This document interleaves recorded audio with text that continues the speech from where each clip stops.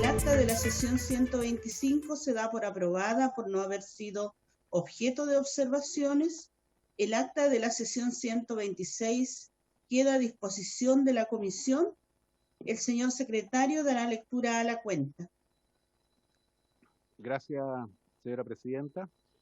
Se han recibido los siguientes documentos. Un oficio del secretario general, quien comunica el reemplazo en forma permanente de la diputada Giles por el diputado Florcita Alarcón Rojas, presente en este momento en la sala. También un oficio del ministro secretario general de la presidencia, el cual excusa su asistencia a la sesión de hoy día por motivo de agenda.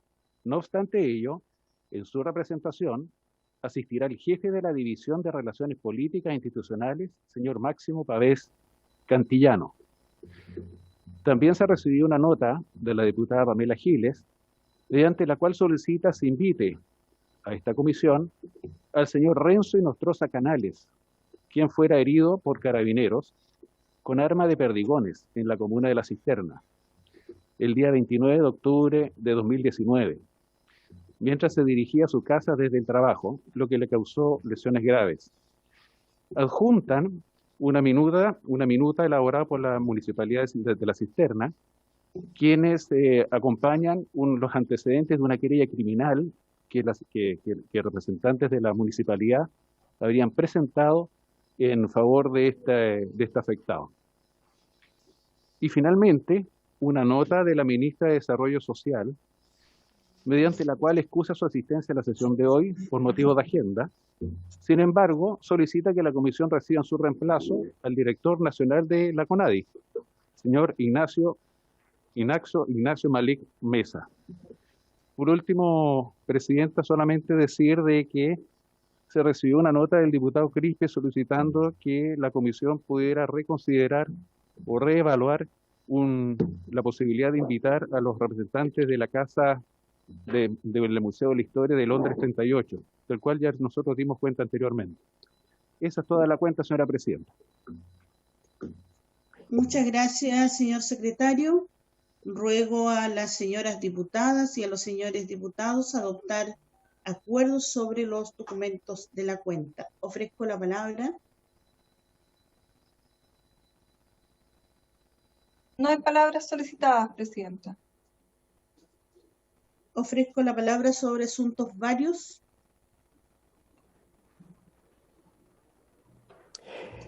Gracias.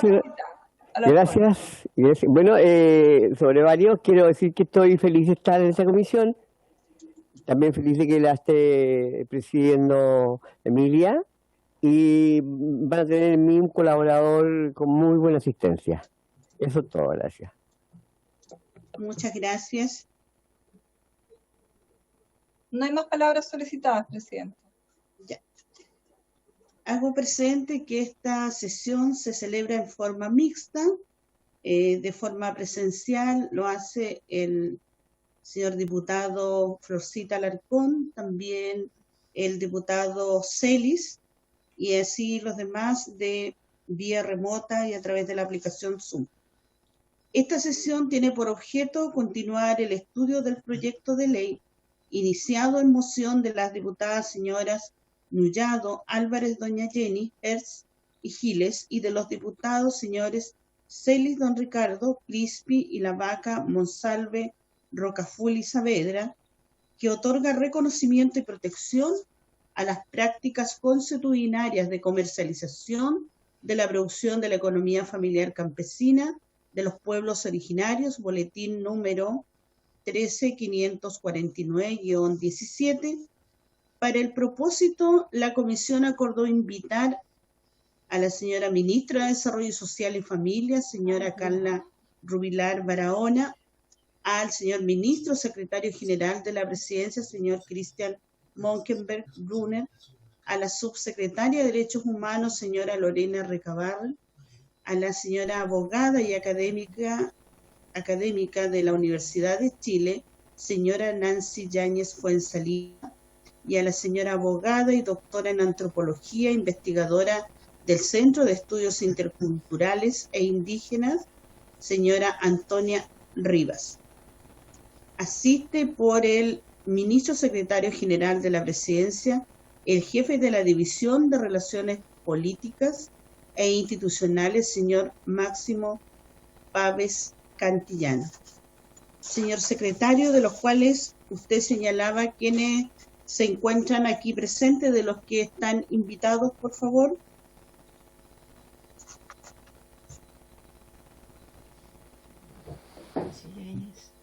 Señora Presidenta, me figura presente la señora o señorita Nancy Yáñez y representante de la biblioteca, Matías Mesa, y nadie más, hasta el minuto. Doña Antonia Rivas también está presente. Gracias, África. Muchas gracias. Entonces le vamos a otorgar la palabra a la señora Nancy Yáñez Fuensalida. Ofrezco la palabra, señora Nancy.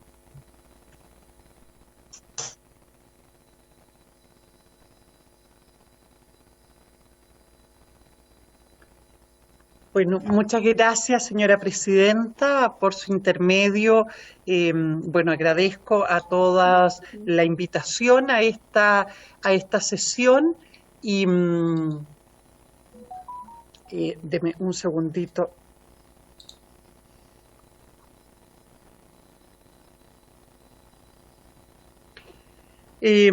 Se me ha solicitado informar sobre el proyecto de motivo de la sesión que aborda precisamente la situación del derecho de los pueblos indígenas a la producción de sus economías familiares, pero fundamentalmente a la comercialización de acuerdo con sus prácticas consuetudinarias.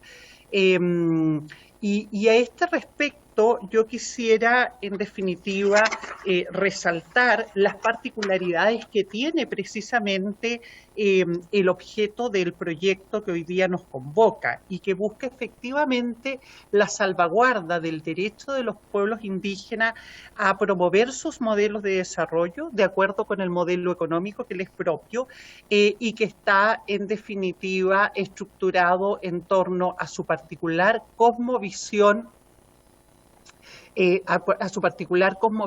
respecto a la noción de buen vivir y por otro lado a la forma a través de la cual en definitiva se establece un modelo de desarrollo propio por parte de los pueblos indígenas. Yo quisiera enfatizar que hay varios aspectos a resaltar en este punto, ¿no?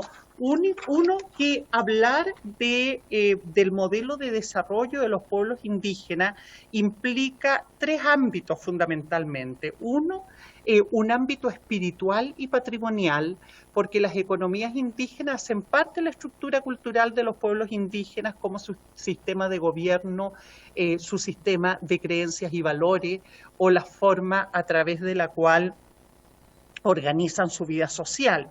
Pero por otro lado, también el reconocimiento de las economías propias de los pueblos indígenas supone entonces establecer un marco institucional que garantice la equidad y la justicia social respecto de los pueblos indígenas al momento de garantizar sus economías tradicionales, fundamentalmente las economías campesinas, por medio de la cual han garantizado sus condiciones de bienestar. Pero también implica salvaguardar el empoderamiento económico de los pueblos indígenas conforme a sus prácticas culturales. Entonces, lo que yo quisiera en definitiva señalar respecto del proyecto, me parece que en definitiva el proyecto es un proyecto que está de acuerdo a los derechos de los pueblos indígenas y busca fundamentalmente fortalecer el derecho que tienen los pueblos indígenas a su propio modelo de desarrollo establecido en el artículo 7 del convenio 169. ¿No? Sin embargo, evidentemente el proyecto hace el énfasis en que el desarrollo de las economías indígenas y particularmente su comercialización se regule de acuerdo con el derecho consuetudinario y no de acuerdo a de acuerdo a la forma en que se regula las actividades productivas por el derecho positivo estatal, que incorpora en definitiva brechas de acceso a los pueblos indígenas, imponiéndole, yo creo que aquí hay dos elementos: uno, cómo se imponen las cargas tributarias por una parte, y la forma en que la imposición de cargas tributarias puede conspirar efectivamente contra el derecho de los pueblos indígenas a desarrollar sus propias economías de subsistencia y la venta de excedentes. Y segundo, a no criminalizar sus prácticas, precisamente porque garantizando entonces no criminalizar sus prácticas, particularmente cuando éstas se realizan la comercialización en forma informal, porque esta informalidad en definitiva está sustentada en las prácticas consuetudinarias.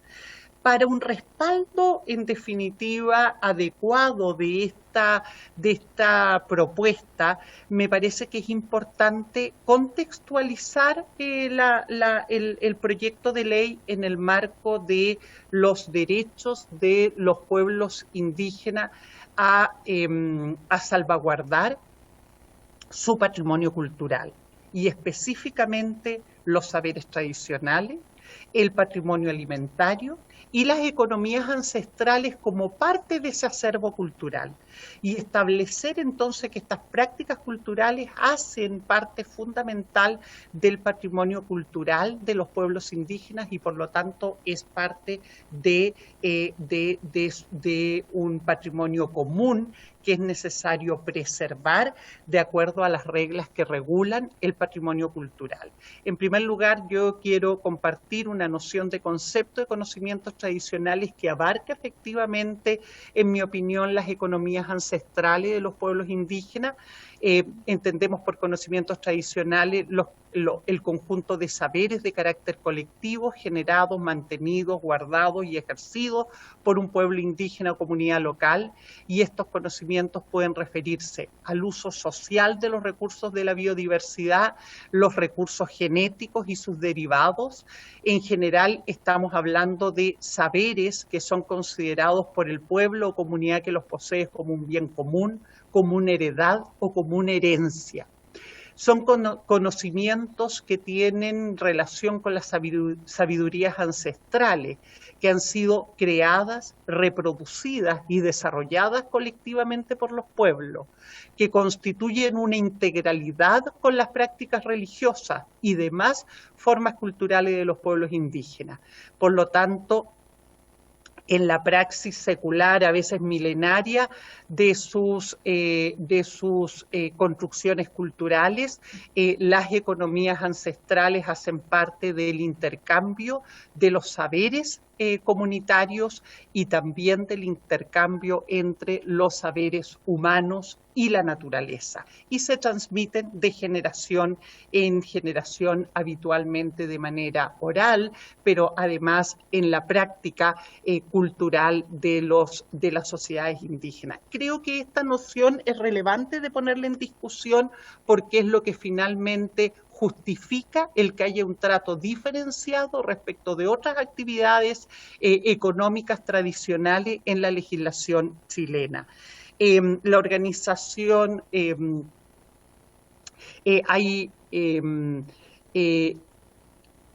yo diría que la propuesta que ofrecen los derechos de los pueblos indígenas ha reconocido especialmente el derecho que tienen los pueblos indígenas a preservar la integridad de sus manifestaciones culturales, y ello evidentemente incluye las economías ancestrales, las que son garantizadas en el contexto de la protección de su patrimonio cultural como parte de su sistema de vida y costumbre.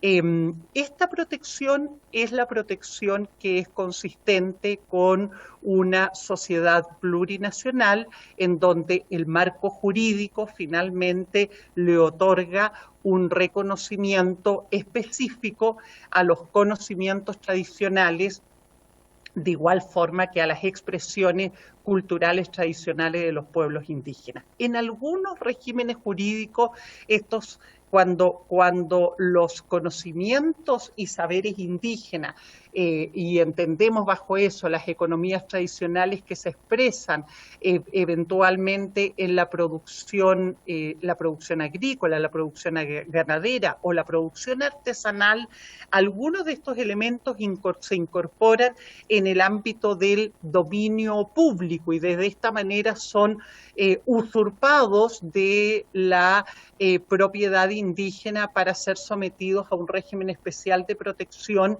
incorporándose entonces al acervo cultural y simbólico del Estado Nacional. Bueno, la propuesta que, en mi opinión, está detrás de este proyecto de ley es precisamente que, siendo estas manifestaciones culturales parte del patrimonio público común de los pueblos indígenas, estén sometidos a un régimen especial de protección regulado específicamente por el derecho consuetudinario, ¿no? Una de las propuestas a través de las cuales, de qué manera el derecho propio salvaguarda los conocimientos tradicionales de los pueblos indígenas, creo que aquí hay un punto importante porque la tendencia es precisamente, y así lo dispone el convenio 169, si nosotros reconocemos las instituciones propias de los pueblos indígenas, entonces entendemos que son estas instituciones propias las que pueden regular la forma de gestión de los bienes comunes, incluyendo la comercialización de aquellos que, por ser excedentes en el régimen de autosubsistencia de los pueblos indígenas, podrían ser puestos en definitiva en el mercado de acuerdo con las prácticas tradicionales. Esto podría en definitiva garantizar entonces el que se pudiera se pudiera regular las economías indígenas en el ámbito de los excedentes, liberándolas, por supuesto, de las cargas impositivas que pudiera establecer el Estado o de otras regulaciones que finalmente imponen brechas en la comercialización, como aquellas que tienen que ver con barreras específicamente en el ámbito sanitario, permitiendo entonces que los pueblos indígenas puedan regular sus propios sistemas productivos. Voy a concluir porque me imagino, ¿estoy en el tiempo? Sí. Sí. Los pueblos indígenas han abierto un interesante debate respecto a los sistemas convencionales de protección de estos patrimonios culturales. Han establecido sistemas jurídicos propios e instituciones tradicionales bajo un modelo de registro, en definitiva, de los bienes patrimoniales, incluidos aquellos que hacen parte de su patrimonio alimentario.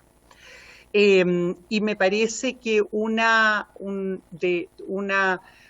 propuesta interesante va en la línea de efectivamente poder, un segundito que voy a avanzar en este punto, una propuesta específicamente va en la línea de establecer inventarios patrimoniales de aquellas prácticas culturales que hacen parte de las economías indígenas.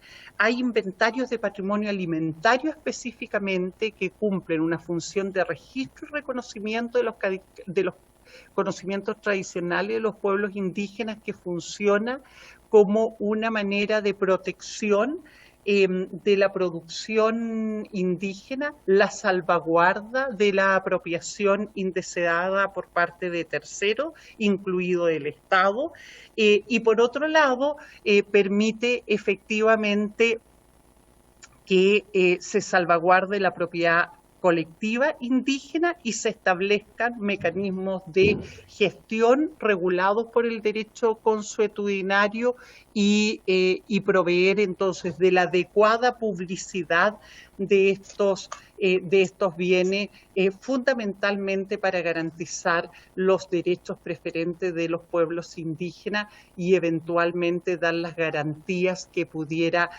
requerir el público general a la hora de garantizar procesos de comercialización, que sería en definitiva lo más complejo que tendría en definitiva la propuesta, ¿no? Pero pensar en inventarios patrimoniales a través de los cuales los pueblos indígenas hacen registro de sus prácticas culturales en el ámbito de su producción tradicional, cumple funciones que permiten salvaguardar la propiedad, limitar la apropiación por parte de terceros y establecer mecanismos de regulación para efectos de su comercialización de acuerdo con el derecho consuetudinario. Eso. Gracias. Muchas gracias, señora Nancy Yáñez. Voy a otorgarle la palabra para que después puedan hacerle también las preguntas. Voy a otorgar la palabra a la abogada señora Antonia Rivas. Muchas gracias, presidenta. Por su intermedio, saludarlos a todos y a todas. Tengo una presentación, así que intentaré compartirla si es que... ¿Pueden ahí colaborar, por favor, para que se pueda compartir la pantalla? Ahí sí está puesta ya a disposición, sí. Pero no importa. Ahí está, presidenta, en la que nos llegó por secretaría. Ya, muchas gracias. ¿Quién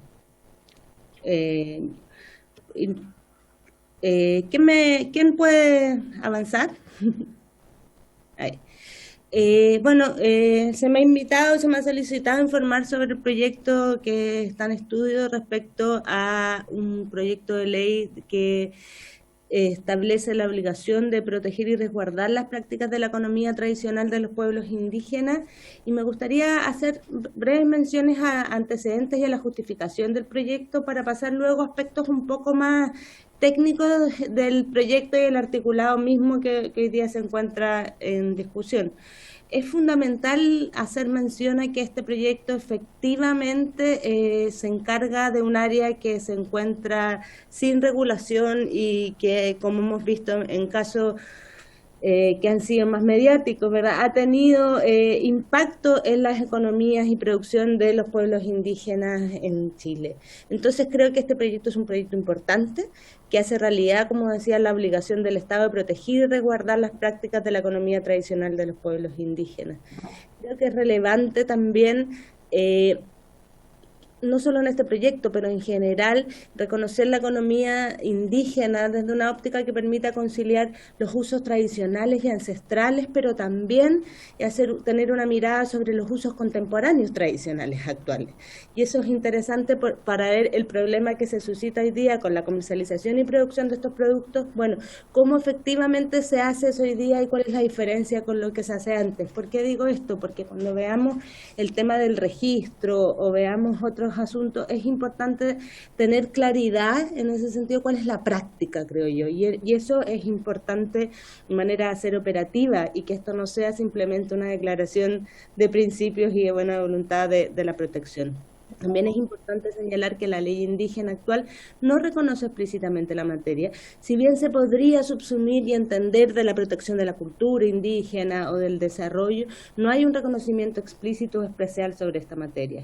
Creo que también es relevante y es importante visibilizarlo también en este proyecto, la importancia fundamental que tienen las mujeres en las economías indígenas y como vemos en el punto siguiente, el caso que da el puntapié a esto, ¿verdad?, que es el caso emblemático casi de las hortaliceras en Temuco, es lo que nos demuestra que acá hay un rol predominante y muy importante de el rol las mujeres en las economías indígenas tradicionales. ¿Si puedes pasar a la siguiente?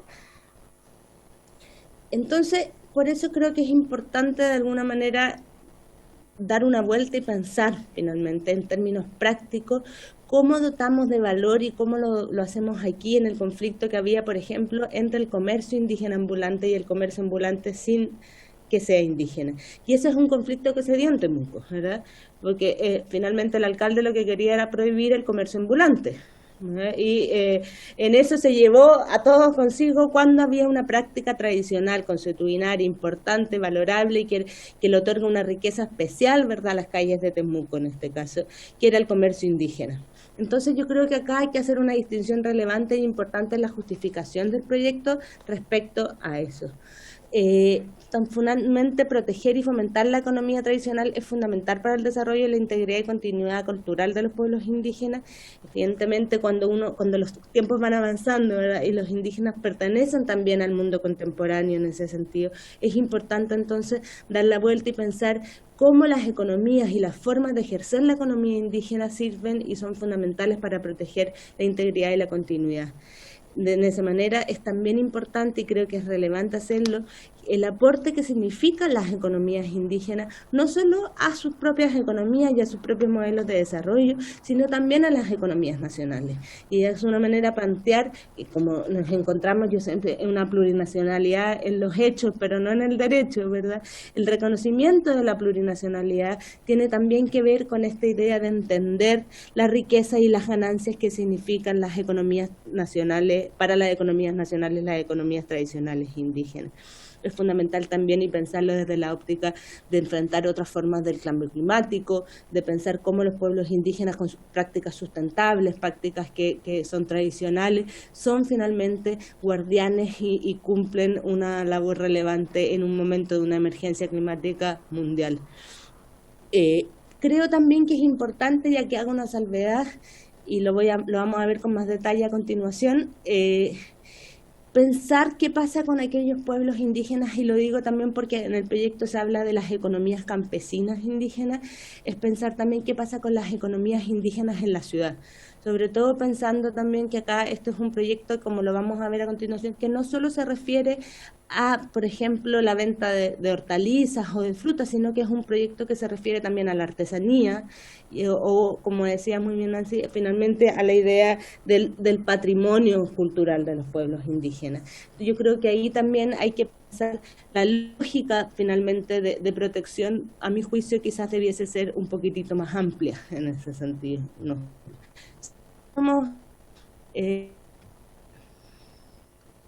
Podríamos avanzar. Esto simplemente, y acá hay varias láminas que me voy a tratar, que mi intención era pasarlas más rápido, ¿verdad? Pero para que quedaran disponibles para las señoras diputadas y diputados, es que es importante reconocer además que aún a pesar de los esfuerzos que se han hecho, hay una persistencia de la pobreza y desigualdad de los pueblos indígenas. Esa persistencia, este es un gráfico que saco del último informe de la CEPAL sobre Chile, ¿verdad? Y es interesante que Chile, a pesar de tener índices menores de pobreza en que los restos de países de Latinoamérica y el Caribe, sigue persistiendo esta brecha que es tan significativa entre las poblaciones no indígenas y indígenas. Y por eso creo que es relevante también darle la vuelta a esta idea de proteger las economías indígenas, no solo para los pueblos indígenas, sino para la economía en su contar, porque de alguna manera permite pensar que esta idea del enfoque de la pobreza o del enfoque del desarrollo simplemente pudiese ser superado si empezamos a considerar las propias formas de entender el desarrollo de los pueblos indígenas o las propias formas de entender el desarrollo de las comunidades. En ese sentido, entonces, es importante reconocer también en este proyecto, como lo hace en su justificación, la persistente situación de vulnerabilidad en que se encuentran los pueblos indígenas. A mi juicio, además, que viene de la mano de procesos de despojos territoriales y una visión única de desarrollo, economías basadas en la extracción de recursos naturales y la emergencia climática que afecta especialmente, como está comprobado, a los pueblos indígenas. Como señalamos, las políticas públicas han estado enfocadas a la compra de tierra, a mecanismos de mercado, a reconocimiento de derechos más bien culturales. Entonces me parece que este proyecto va en la línea de que reconocer la autonomía y la autodeterminación de los pueblos indígenas en reconocer sus propios formas de producción y de comercialización. La siguiente, por favor. Y esto lo voy a pasar bien rápido, pero como decía muy bien Nancy, hay derechos, ¿verdad?, que iluminan el proyecto y que debiesen hacerlo. Chile tiene obligaciones internacionales relevantes, sobre todo aquellas hechas por el Convenio 169 de la OIT y la Declaración de Pueblos Indígenas, que ilumina ciertamente la decisión de hacia dónde debiesen ir los reconocimientos y las políticas públicas en esta materia. Por ejemplo, y acá lo voy a mencionar rápidamente, el derecho a la integridad cultural y a la integridad cultural, el derecho al desarrollo, entendido de esta manera de un derecho a un desarrollo propio de los pueblos indígenas, el derecho a la autodeterminación, a la autonomía, a determinar sus propias prioridades de desarrollo. Y acá quiero agregar, además, hay dos cosas relevantes que creo que son fundamentales. Uno que tiene que ver con la protección especial al trabajo indígena, en el sentido de que acá estamos hablando de trabajadores también indígenas, no solo asalariados, sino por cuenta propia en este caso, y que tiene que tener una mirada con una indígena con una pertinencia cultural. Y por otra parte, como ya lo señalaba, la protección y el reconocimiento de los derechos propios de las mujeres indígenas creo que también debe ser un punto fundamental del proyecto. En las dos láminas que siguen, si pudieras avanzar, explico, ¿verdad? Me lo voy a saltar ahora en honor al tiempo, ¿verdad? Pero que finalmente el Convenio 169 establece los derechos relevantes acá, sobre todo fundamentalmente el derecho a la participación de los pueblos indígenas, a la consulta previa y la informada, en la manera de establecer estas políticas. Si puedes avanzar a la siguiente. Es importante acá, como ven, hay un artículo, el artículo 23 del Convenio 169, que establece explícitamente el objeto de regulación que se establece en este proyecto. Artesanías, industrias rurales, es el mismo fraseo que deberán reconocerse como factores importantes del mantenimiento de su cultura de autosuficiencia y su desarrollo económico. Es importante acá, y volver a enfatizar nuevamente, se hace un énfasis en la idea de que estos proyectos tienen que realizarse con la participación de los pueblos para fomentar dichas actividades. Y en la siguiente, me gustaría ir ahora, si es posible y estoy en el tiempo, a hacer un pequeño análisis del proyecto en sí mismo, ¿verdad? Y que me parece un proyecto muy interesante, como señalaba, y que va de la mano del reconocimiento de las prácticas consuetudinarias de los pueblos indígenas de comercialización. Hay varias cosas importantes. ¿Qué reconoce el proyecto? El proyecto reconoce la práctica, los dos párrafos anteriores son los dos primeros incisos del proyecto mismo, ¿verdad? Entonces, ¿qué reconoce este proyecto? La práctica consuetudinaria, y eso es importante acá. Yo me estoy tratando de adelantar a los conflictos que podrían haber respecto de esto. ¿Cómo vamos a determinar qué es una práctica consuetudinaria finalmente? Hay quien, porque está muy bien dejarlo, ¿verdad? Y reconocerlo, pero es importante que en el momento de la práctica de estos hechos, como nos ha demostrado la vida con el caso que da origen a este proyecto, finalmente es importante entonces ahí reconocer la práctica tradicional, pero pensar, bueno, ¿cómo se prueba, se demuestra qué práctica tradicional? Y ahí el proyecto entrega dos cosas importantes, dice, da una lista abierta de actividades, o sea, la artesanía, las industrias rurales, pero dice tales como, entonces está abierto a otras actividades. Y ahí me hago preguntas importantes, por ejemplo, ¿es siempre la economía familiar indígena campesina? Y eso es lo que me refería, por ejemplo, respecto a qué entendemos por campesino, respecto a las personas indígenas que viven en ciudades, en ese sentido, que realizan prácticas de artesanía o de otra forma ancestral y tradicionalmente también. Entonces la pregunta ¿es posible? Quizás sí, ¿verdad? ¿Es regular de manera general todas estas actividades sin hacer distinciones? Yo creo que eso amerita una discusión.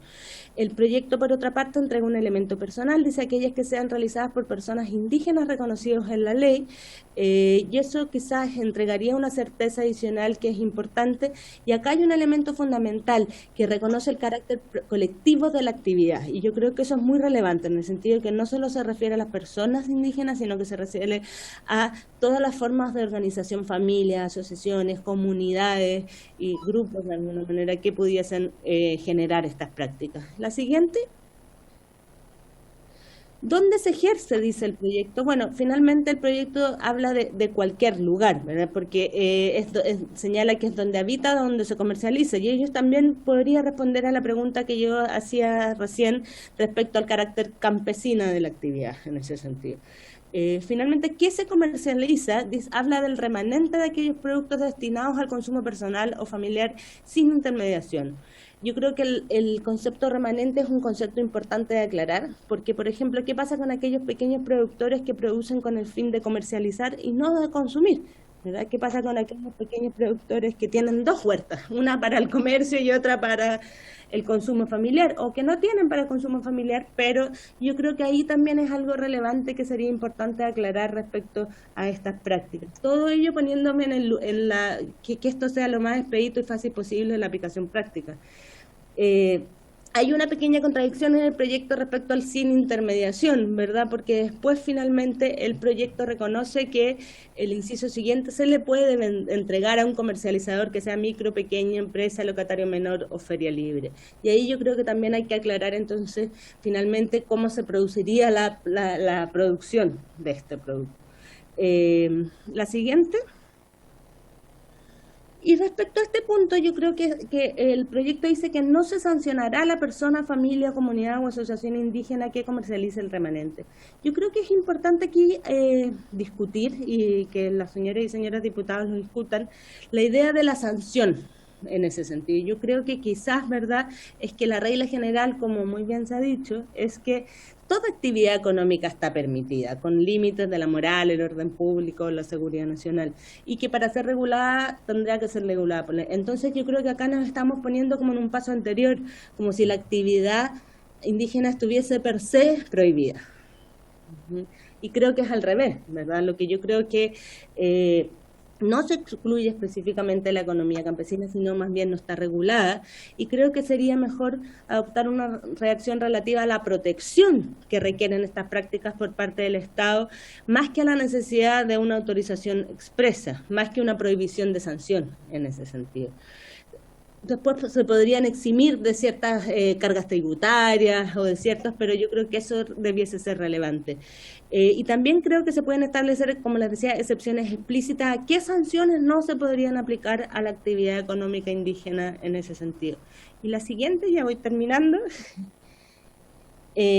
Respecto a esto, y acá también creo que es un punto súper relevante, el punto de no registrar o no establecer medidas administrativas respecto al registro de las actividades comerciales de los pueblos indígenas, también creo que es necesaria una explicación respecto a qué se refiere con medidas administrativas, porque la única mención a medidas administrativas que yo recuerdo así claramente son, por ejemplo, cuando lo establece el convenio 169, cuando habla de la obligación de consultar.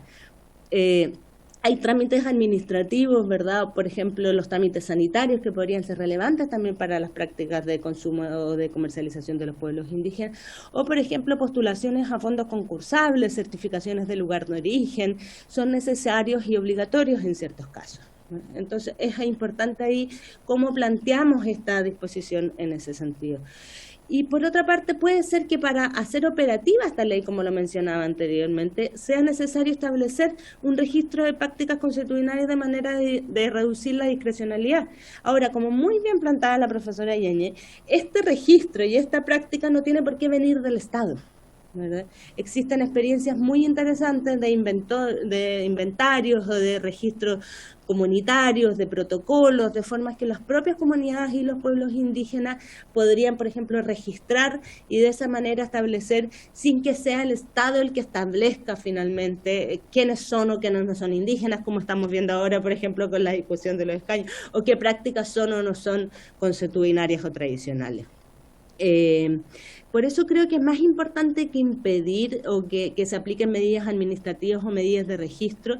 Podría ser más adecuado establecer un procedimiento simplificado mediante el cual los propios pueblos pudiesen de manera transparente y regulada generar un registro, ya sea de las personas que van a ejercer estas actividades o de los productos o de las prácticas efectivamente que se ejercen. Y por esto se recomienda de alguna manera también establecer en la ley qué autoridad o cómo se generará este procedimiento o esta forma. La siguiente. Respecto, ¿verdad? El proyecto hace un análisis muy interesante a mi juicio de consentimiento previo, que me gusta mucho en el sentido de que vamos avanzando hacia el camino de la plurinacionalidad y reconocer en la legislación, pero volvería también a tener cuidado con las formas de expresarlo, en el sentido de que porque de alguna manera lo que está haciendo este articulado es permitir limitar este derecho por ciertas autoridades, ¿verdad?, cuando haya consentimiento previo. Como señalamos, esta limitación debiese ser solo ejercida en la ley. Como sabemos, ¿verdad? En Chile el convenio 169 habla de la consulta libre, previa y informada. Entonces sería interesante quizás establecer este procedimiento de consentimiento previo, libre y informado en la forma para que tome cuerpo y esté establecido efectivamente en el cuerpo de la ley. Me quedan 2 láminas muy cortitas respecto a los estados de excepción constitucional, que también lo establece. Creo que también hay que darle una mirada a esto, porque efectivamente las limitaciones y las regulaciones que se hacen en los estados de excepción constitucional debiesen hacerse mediante el mismo mecanismo, es decir, por probablemente reforma constitucional. Entonces ahí también habría que darle una vuelta. Pero me parece, y por último, para concluir, en la siguiente lámina, me parece que el proyecto va en la línea correcta, que es importante, es un vacío que existe, la necesidad de regular y proteger las prácticas tradicionales de economía indígena de manera de reconocer su importancia y valor. El Estado tiene, sin duda, una obligación internacional de proteger la economía indígena y el trabajo tradicional indígena. Y me parece también importante quizás pensar esto desde una lógica más positiva, en el sentido de establecer, más que no se sancionará, sino las prácticas de cómo se regularán, establecer mecanismos de protección de las prácticas de economía tradicional. Y finalmente, entonces, es importante formular ciertas precisiones al proyecto de manera que se reconozca y proteja efectivamente la economía y el trabajo tradicional indígena. Muchas gracias.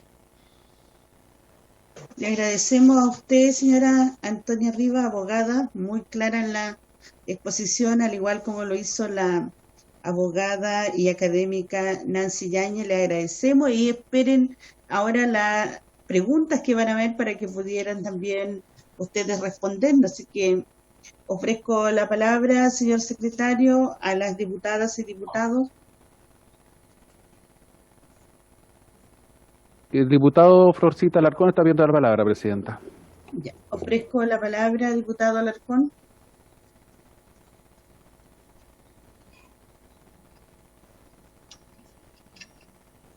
¿Puede activar su micrófono? Bueno, como pajarito nuevo, en mi primera sesión, me sorprende gratamente este proyecto de ley.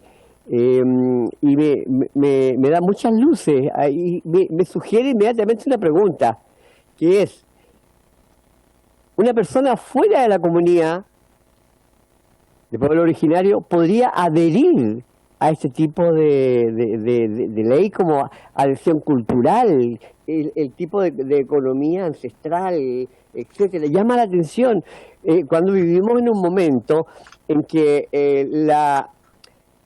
casi la ley natural que rige todas las economías y las formas de relación tiene que ver con una economía salvaje llamada economía neoliberal. Entonces, este proyecto de ley se siente y se percibe gratamente humana. ¿Cómo sobrevive esta ley? ¿Cómo hace sobrevivir una economía de pueblos originarios que están ligados ancestralmente a usos y costumbres que pueden resultar totalmente contrastables con una economía neoliberal? Y a mí me agrada mucho escuchar esto que está empezando a aparecer como economía, como proyecto de ley. Y la pregunta de fondo es: ¿pueden personas que no son de pueblo originario ir adhiriendo a esas formas de economía, etcétera? Bueno, una pregunta medio rara, pero que estoy medio impresionado por este proyecto de ley. Gracias. Ofrezco la palabra. El diputado Saldívar, presidente. Ya, ofrezco la palabra al diputado Raúl Saldívar.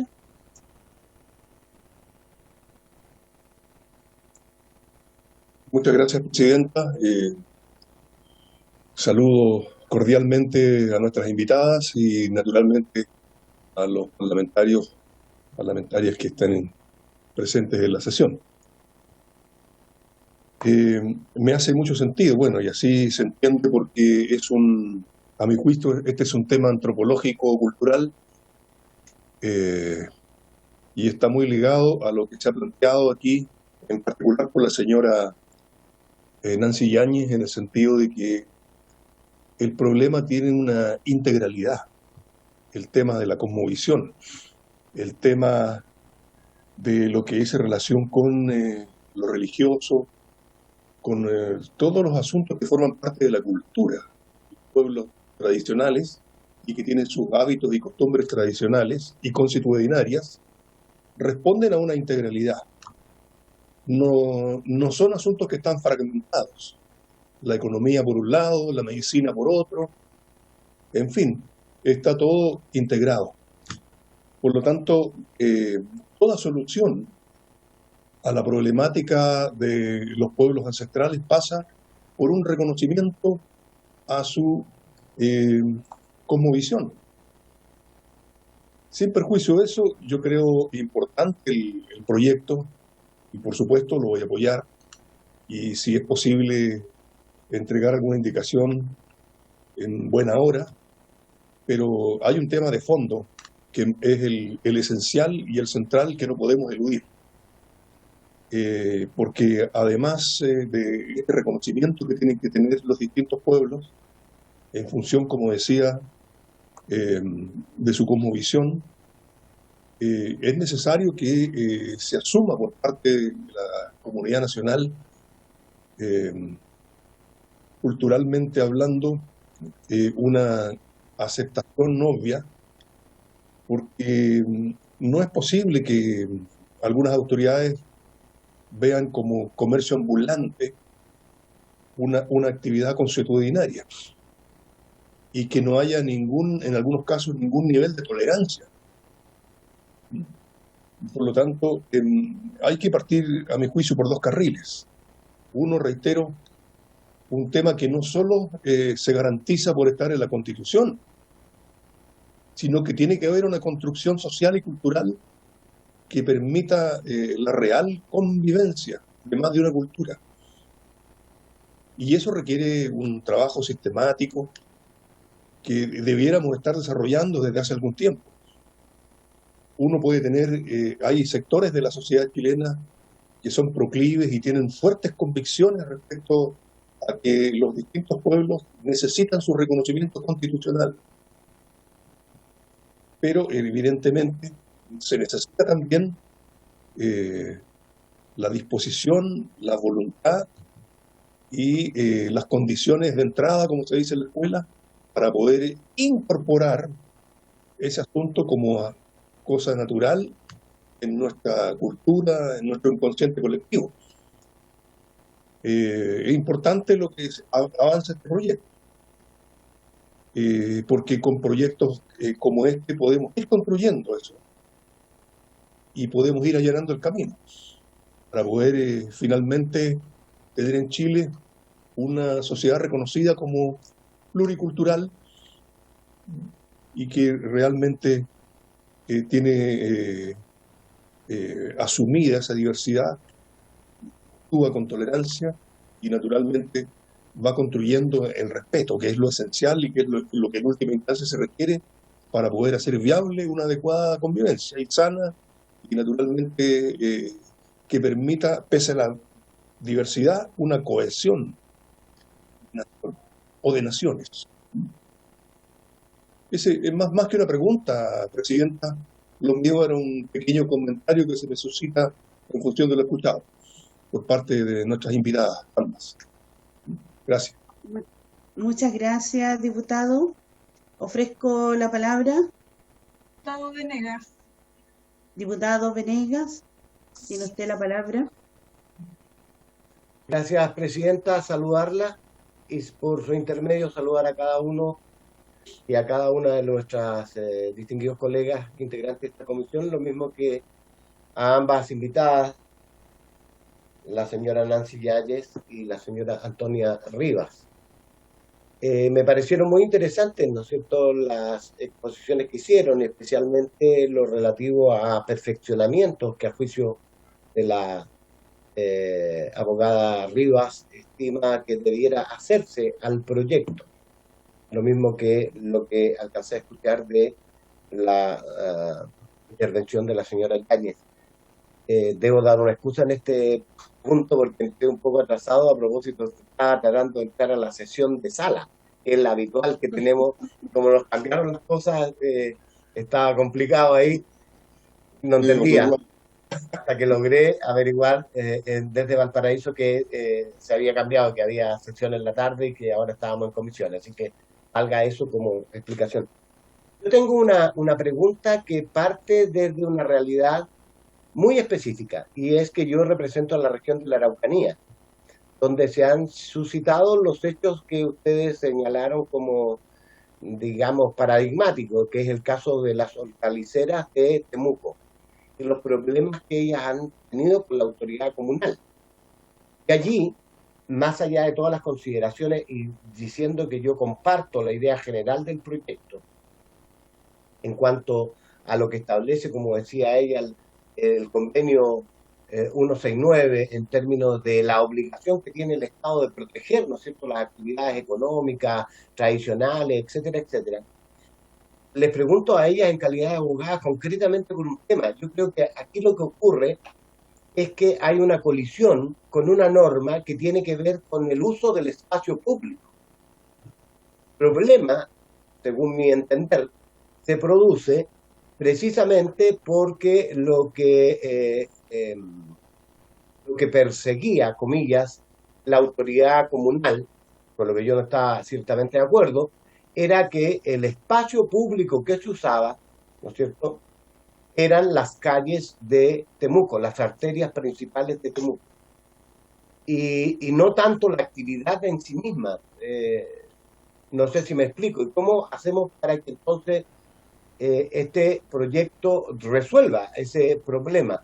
Porque bien la autoridad pudiera decir, mira, ok, pero yo valoro esto, estoy en línea con la idea de protección, valoración de estas actividades, ¿no es cierto?, tradicionales, pero el espacio que yo estimo es Feria Pinto. Es una feria, el lugar donde tiene que hacerse es Feria Pinto. Y de hecho el conflicto se genera porque estas, la MIEN, no quieren ir a Feria Pinto, sino que quieren quedarse en el centro de Temuco, en las principales arterias de la capital, en este caso la región. No sé si a su juicio está debidamente abordado o solo de la enunciación de principios que están contenidos en el proyecto, eso quedaría resuelto per se. Ahí tengo una duda interesante que me gustaría que pudieran abordar si les es posible. Gracias, Presidente. Gracias. Ofrezco la palabra. El diputado Molina. Diputado Molina. Gracias, Presidenta. Saludar a los colegas y a las expositoras. Yo quiero valorar el proyecto en términos de que creo que llegó y está llegando el momento en los cuales tenemos que claramente tomar esto en serio. Aquí también se han manifestado las distintas preocupaciones respecto a, ¿cierto?, las distintas fases que tiene probablemente un proceso donde claramente hay muchas comunidades y personas mapuche que hoy día en nuestra región de la Araucanía y pueblos originarios en general en Chile están en un desarrollo porque Chile se ha abierto al mundo, el turismo, etcétera, y están comenzando a desarrollar distintas actividades. Muchas de esas tampoco son ancestrales, hay que decirlo, y que tienen, sí, y tenemos que darle las oportunidades, y claramente hoy día el Estado, al contrario, yo creo que lo que hace no ha sido, no ha ayudado, no logra, digamos, poder tampoco apalancar ni contribuir a que estas personas entren en la lógica comercial. Y estoy hablando de las distintas etapas. Aquí hemos hablado de personas que efectivamente son de autoconsumo, que tienen pequeños excedentes y que quieren ir a vender esos excedentes a la plaza o a algún lugar. Ese tema, claro, uno la verdad es que es muy sensible a eso y dice, bueno, ¿cómo no van a poder ir?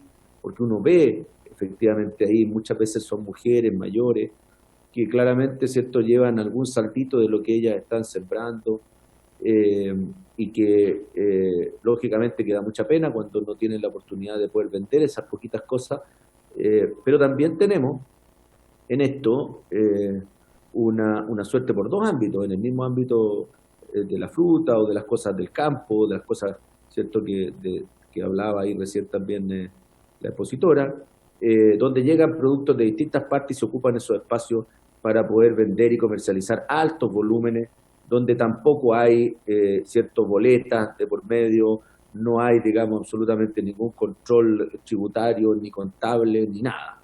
Y se aprovechan comerciantes, ¿cierto?, que al final de cuentas son cosa de mirar, las camionetas cargando en la mañana temprano de último modelo, ¿cierto?, en cada una de las esquinas en la ciudad de Temuco. Eso es una realidad.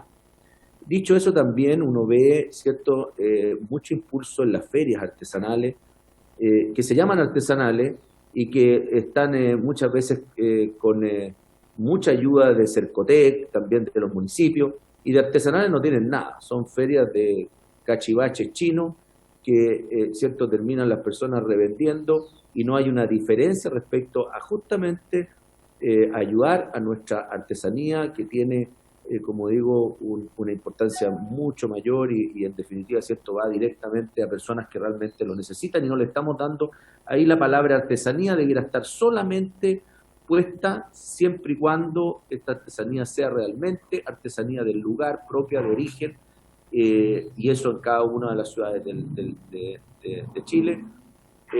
A mí me preocupa, por ejemplo, Artesanía Chile, que es una fundación que es del Estado, compra, por ejemplo, distintos productos. No, es muy difícil para ellos porque las personas no tienen boleta, tienen que estar comprando, haciendo muchas veces boleta de tercero, cosas que... ¿Por qué? Porque no hay, digamos, un trabajo para poder regularizar, para poder ayudar incluso a artesanas que ya están en una etapa de mayor desarrollo, y por lo tanto creo que hay una tremenda tarea del Estado para poder realmente, ¿cierto?, ponerlas en el lugar y poder darles cooperación y ayuda. Y esto no significa que paguen impuestos, quiero dejar claro de que también creo que aquí podemos tener una suerte de cierto exención, donde haya, digamos, rentas presuntas que probablemente puedan ser bajas o muy bajas en la tercera o cuarta etapa. Es decir, creo que nos tenemos que poner las pilas nosotros los diputados.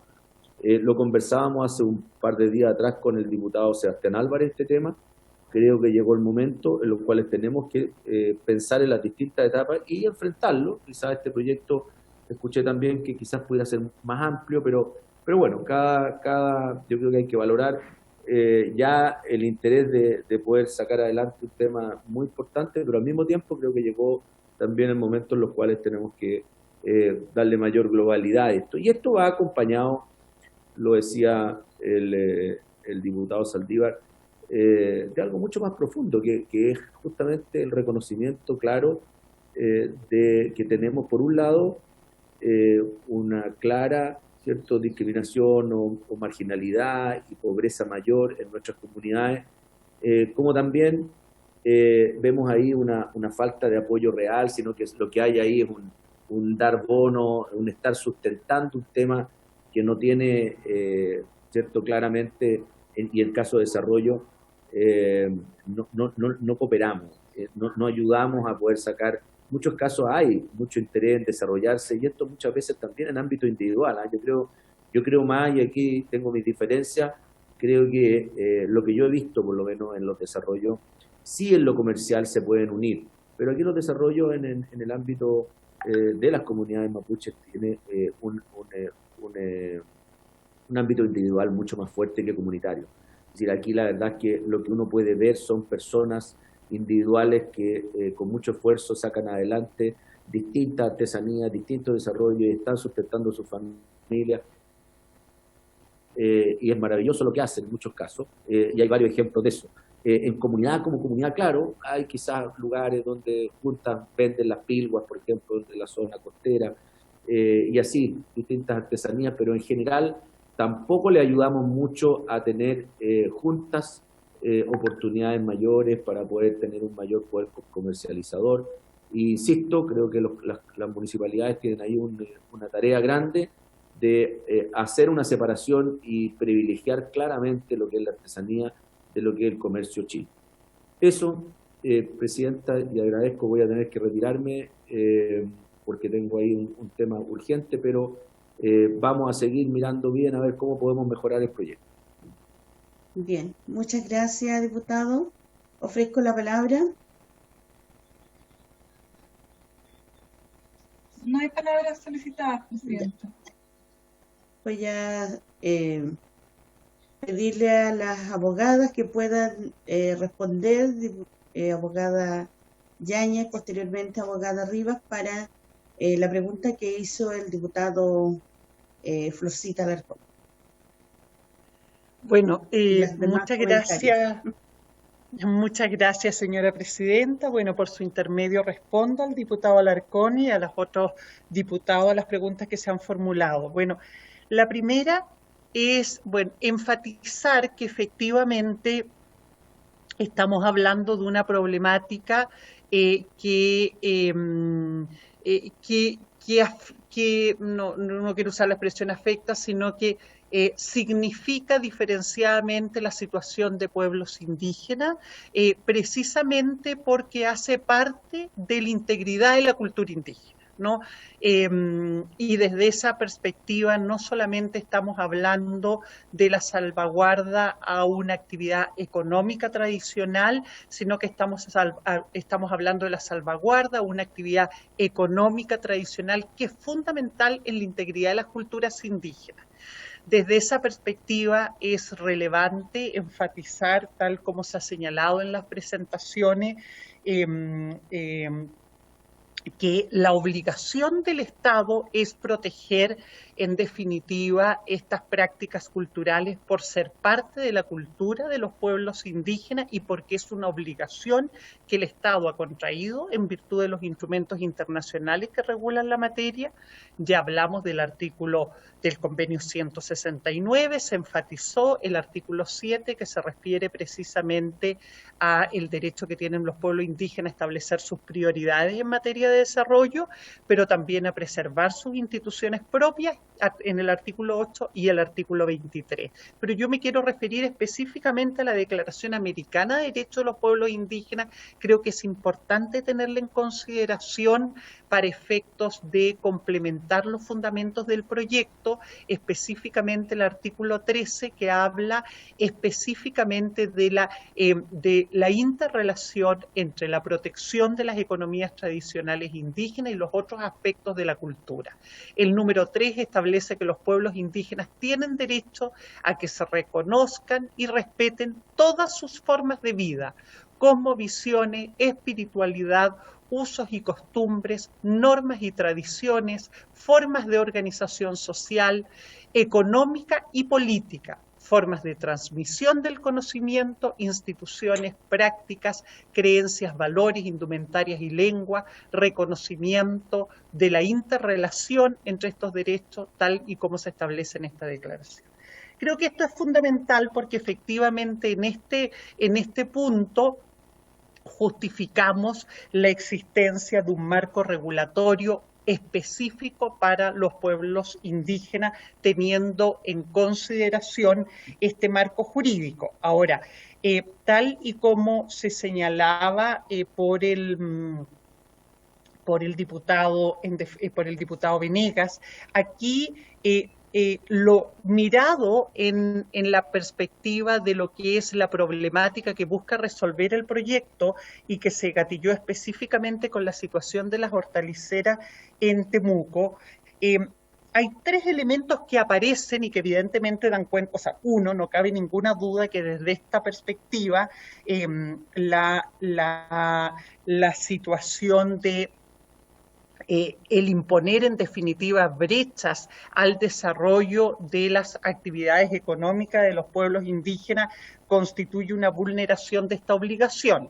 Ahora, la colisión de derechos se da en tres ámbitos: el uso del espacio público, las cargas tributarias y las exigencias sanitarias. Entonces, si nosotros lo miramos exclusivamente como una actividad económica, desagregado de este marco normativo que tiene su anclaje en el derecho a la autodeterminación de los pueblos indígenas, nos encontramos con que efectivamente se producen estos elementos de colisión, y los elementos de colisión de derechos adquieren más fuerza, sobre todo si pensamos que estamos en el ejercicio de un derecho individual de las personas indígenas. Entonces, no se puede perder en referencia que son el derecho de las personas indígenas, incluso derechos individuales, pero que deben entenderse en el marco del ejercicio de sus derechos colectivos como pueblo, y en donde en lo que aspira al marco normativo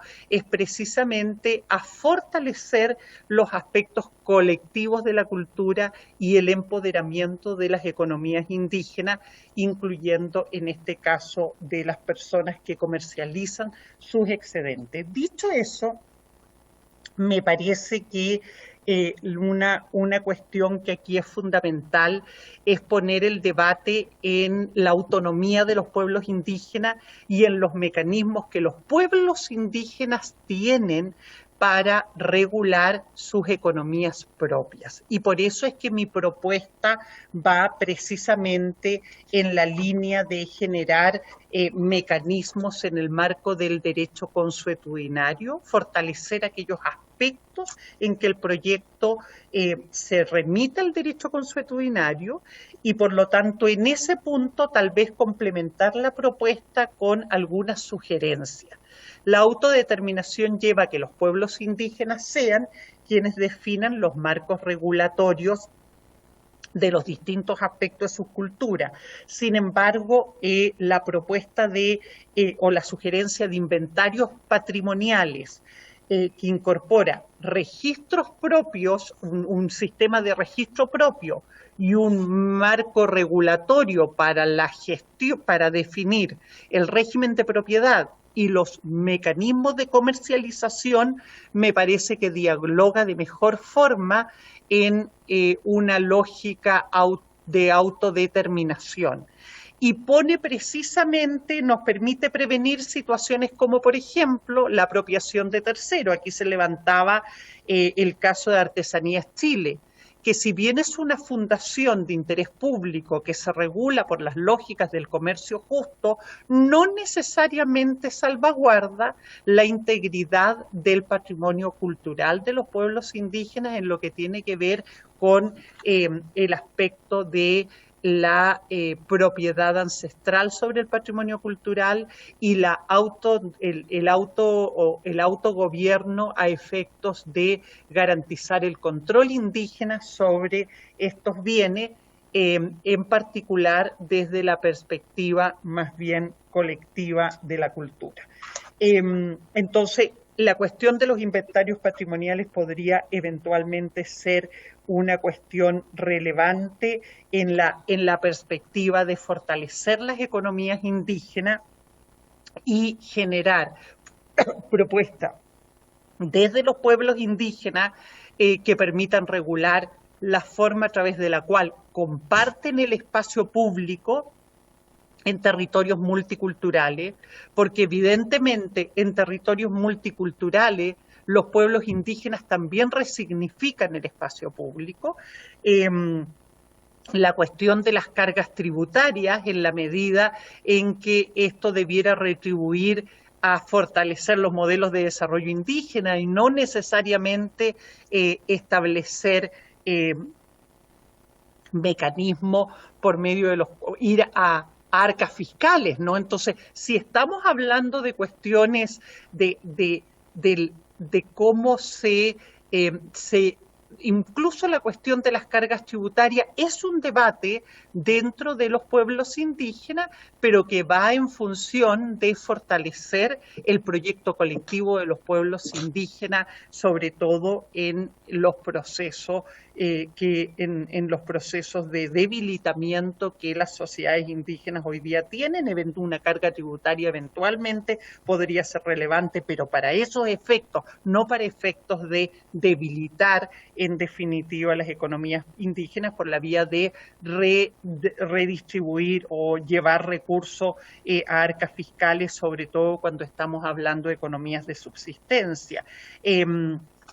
Y en la misma lógica, la cuestión de las barreras sanitarias, ahí es fundamental establecer, las lógicas por medio de las cuales los pueblos indígenas autogestionan sus economías locales, y aquí hay un amplio debate en el cual el Estado ha impuesto barreras sanitarias que han dificultado sin lugar a duda las economías tradicionales indígenas, y eso es un vacío que eventualmente podría tener este proyecto, pero que en mi opinión debería salvaguardarse por medio de procesos de certificación, que por medio de la certificación, por ejemplo, de origen, salvaguarda efectivamente las problemáticas sanitarias que podrían generarse, porque se trata normalmente de sistemas de producción orgánicos y de sistemas de producción además en los cuales eventualmente el Estado debe apoyar a que no hayan problemas sanitarios y no colocar los eventuales problemas sanitarios como una barrera para el empoderamiento de las economías indígenas. Esos serían mis comentarios, Presidente. Muchas gracias. Voy a ofrecer la palabra a doña Antonia Rivas, abogada. Muchas gracias, Presidenta, por su intermedio. También voy a intentar responder unas cosas. Sí. Un punto antes de que la señora Antonia Rivas. El diputado Alarcón me ha solicitado que le quiera hacer una petición concreta, pero a la abogada Nancy Yáñez, por eso es que me permite interrumpir. Ya.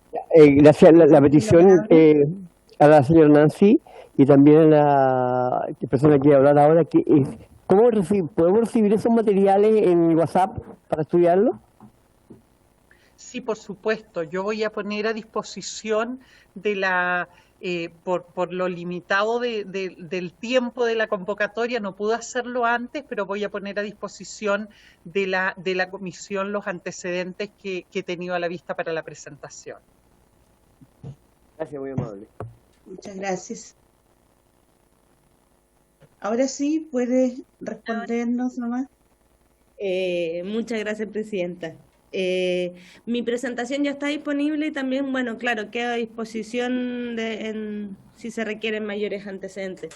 Sin afán de intentar repetir, ¿verdad?, lo que dijo la profesora Nancy, me gustaría hacer énfasis en dos puntos relevantes. Por una parte, creo yo que este proyecto recoge, ¿verdad?, las obligaciones internacionales, pero también es importante, y lo vuelvo a enfatizar, ¿verdad?, esta dicotomía que se da frecuentemente entre lo tradicional y lo ancestral, o lo que ya no es tan tradicional y por lo tanto no merece ser protegido, ¿verdad? Y estas dicotomías que son tan frecuentes en el mundo de lo indígena, de la indigeneidad, creo que son muy relevantes de ser enfrentadas, por ejemplo, en el caso que decía el diputado Venegas, en el sentido de, bueno, ¿qué pasa con el uso del espacio público? Por ejemplo, yo creo que el uso del espacio público en la ciudad de Temuco y en muchas otras ciudades de Chile, respecto al comercio tradicional, es un uso tradicional.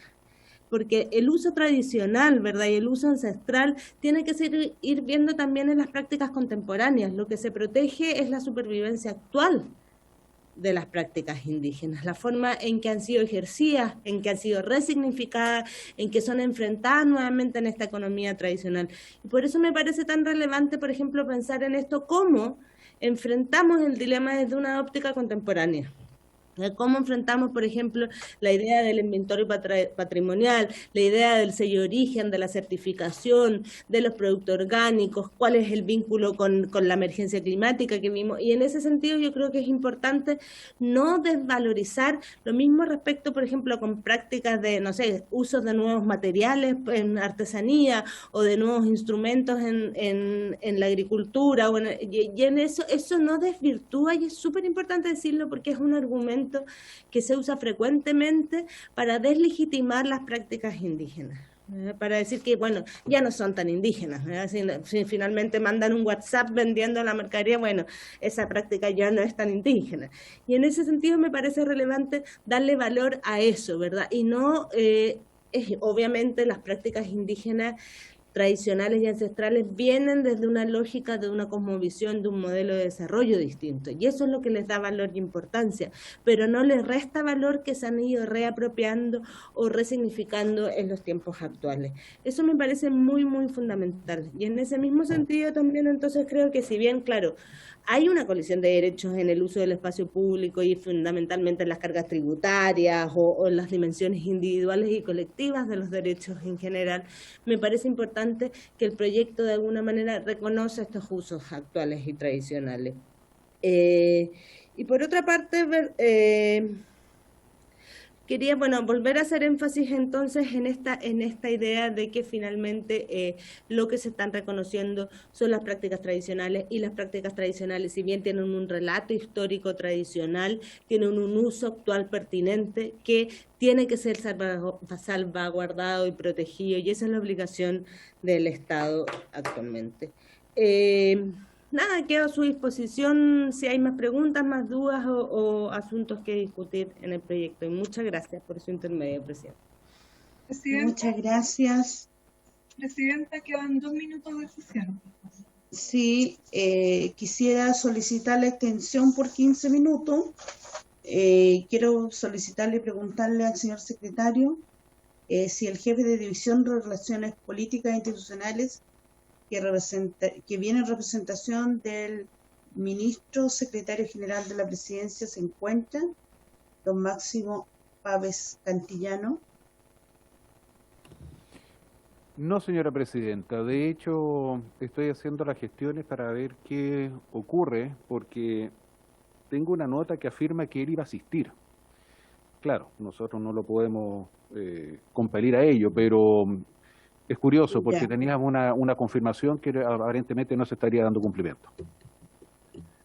Bien, recibí también de parte de la señora subsecretaria de Derechos Humanos, en la cual ella tenía una hora médica, por lo tanto tuvo una complicación, pero sí estaba siguiendo la sesión y me señaló que en la próxima sesión ella pudiera hacerlo sin ningún problema, dado que hubo un cambio de horario, entonces también a ella se le complicó.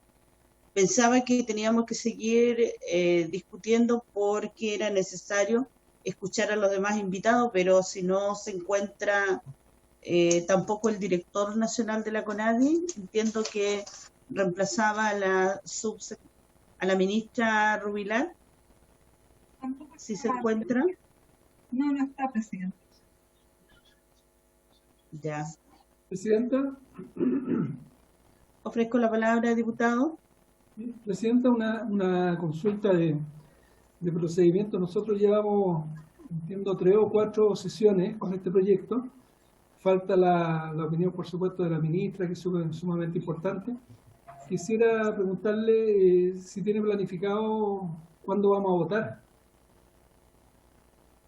Después, me imagino, después de escuchar a la ministra, ya habrá una sesión llamada a votar este proyecto para que podamos definir los tiempos.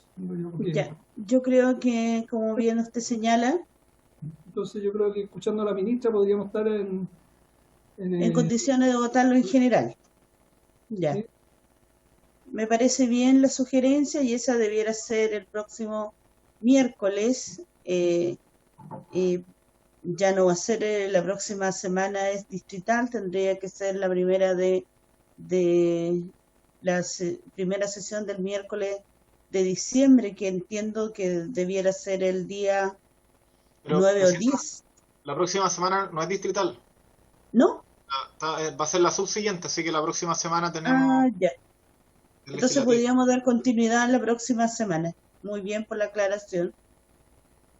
Ya, y ahí tendríamos que recibir a la señora subsecretaria, invitarla a ella nada más y votar en general, y si tenemos la oportunidad de poderlo hacer en particular, ideal. Y para eso le quiero pedir al señor secretario que nos señale las fechas en las cuales se pudieran hacer llegar algunas indicaciones.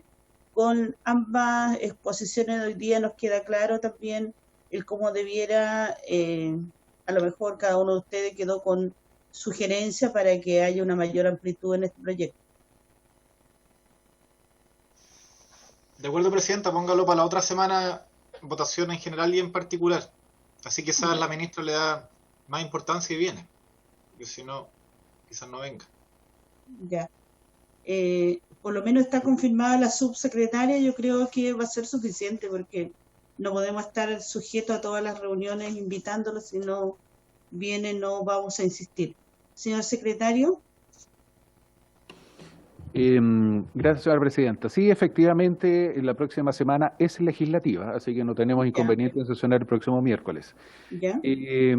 Yo le sugiero que, independiente de la actitud que tenga en este minuto el gobierno o el interés que demuestre en este proyecto de ley, fijemos sí un plazo de indicaciones, porque eso es lo que se usa y es para comodidad de los propios parlamentarios, gozar de un término para poder estudiar y hacer las recomendaciones y las indicaciones que se estimen necesarias y que evidentemente van a mejorar el proyecto de ley.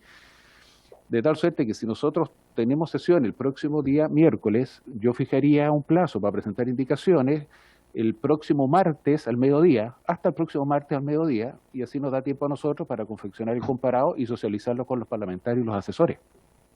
Perfecto. Me parece. Ya, ¿queda en acuerdo entonces? Estaría acordado. ¿Es unánime? ¿Hay otra sugerencia? No hay opiniones en contrario, Presidenta. Ya.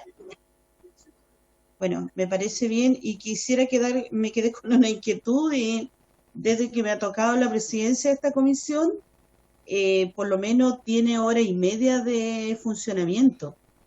Y tengo esa preocupación, entonces, para los días miércoles, que es una comisión que tiene carácter permanente, no sé las otras, que ustedes tienen mayor experiencia, tienen 2 horas de funcionamiento para que por lo menos podamos extenderle la media hora para la sesión siguiente. Si me permite, señora presidenta, Sí. la razón por la cual la sesión de los días miércoles es de 1:30 es porque esta Secretaría tiene que atender inmediatamente después de la sesión de Derechos Humanos a la Comisión de Familia, que comienza media hora después, de tal modo que se produce un choque horario. Esa es la razón por la cual tanto Derechos Humanos como Familia, ambas del día miércoles, ambas comisiones sesionan de una duración de 1:30, porque se produce este efecto. Si no, nos traspasaríamos, digamos, el horario de una comisión con otra. Ese es el problema. Y si Diputada, y accesamos a las 11 horas, también es un argumento técnico. Se nos ha indicado de informática que la mayoría de las comisiones duran 1:30. Excepcionalmente, algunas se han extendido. ya, esa era mi pregunta, porque he ido, por ejemplo, a la agricultura, son 2 horas los martes. Sí, mire, la verdad que usted tiene razón. Esta comisión siempre, antiguamente, funcionaba de 3:30 a 6. Ese era el horario normal de la comisión y hace tiempo que venimos sesionando con menos horas. Lo que hace la comisión de trabajo, por ejemplo, la que estoy yo, también sesiona 1:30, pero cita 2 sesiones, ¿ya? De 3 a 4:30 y después de 5 a 6:30. Porque la verdad que yo entiendo que el secretario y la secretaria no se pueden duplicar. Entiendo que tienen otras comisiones. Hay otros secretarios que de repente pueden reemplazar, pero no puede quedar esta comisión en desmedro de otras, ¿ya? Porque siempre estamos como cediendo ante las otras comisiones que tienen, de repente que nos piden la sala, que la informática. Entonces, yo creo que usted lo vería, Presidenta, y citaría a 2 sesiones el día miércoles, si es que nos falta tiempo, y bueno, y la Secretaría tendrá que ver cómo reemplaza al secretario si no nos puede acompañar. Lo ideal, por supuesto, siempre es que sigan ellos, porque llevan la historia de la comisión, pero si no se pueden, yo creo que todos los secretarios o secretarias están en condiciones de poder ayudarnos con el trabajo de la sesión. Es para que lo tengan en consideración, Presidente. ¿No? Señora Presidenta, si me permite, ¿sí? Le propongo lo siguiente. En vez de los días miércoles iniciar la sesión a las 3:30, ¿por qué no iniciamos la sesión a las 3 de la tarde y con eso enteramos las 2 horas? Me parece. 15 horas a 17 horas, ¿sí? Exacto, de 15 a 17 horas, a mí me parece que es lo más adecuado. A mí, curiosamente, cuando me tocó asumir esta comisión tiempo atrás, cuando se fue Hernán, me llamó la atención que el inicio fuera a las 15:30, cuando usualmente es a las 3 de la tarde. Por eso es que me permito hacer esta sugerencia y con eso quedamos homologados con el resto de las comisiones. Ya, señor secretario, me parece, porque igual hay varios proyectos que los diputados me reclaman y en los tiempos van muy lentos, entonces también yo tengo que escucharles a ellos y apurarme. Por esa razón la expongo acá y me parece muy bien la solución que usted nos da y el análisis que han hecho cada uno de los diputados. Muy agradecida. Presidenta, solo recordar que cuando estuvimos sesionando desde las 15 a las 17 horas, 7 horas. Claro, perdón, se nos manifestó desde el jefe de comisiones que teníamos que empezar a las 3:30, por eso se hizo el cambio. Así que habría que consultar nuevamente si podemos partir a las 3. Ya. Ya, pero vamos a poder, pues si no nos pueden constreñir tanto el trabajo con puras razones burocráticas que nadie entiende. Sí. Ya, partamos a las 3. Ahí lo hablamos con Landero. Yo valoro el acuerdo, señor secretario, para partir a las 3. Teniendo este acuerdo, también debieran respetarnos aquellos que quisieran restringirnos. Hay acuerdo, ¿verdad? No hay ningún voto en contra, así que está aprobado por unanimidad, señora presidenta. Yo voy a comunicarlo con el secretario jefe de comisiones. Yo personalmente pienso que no hay ningún inconveniente. En la eventualidad poco probable que en algún minuto la función de la sala o la sesión de la sala se postergue y alcance el horario a las 3 de la tarde, bueno, ahí rige el reglamento y nos adecuaremos en la medida que ello ocurra. Pero usualmente no pasa. Ya. Muchas gracias. Habiéndose cumplido el objeto de la sesión, se levanta.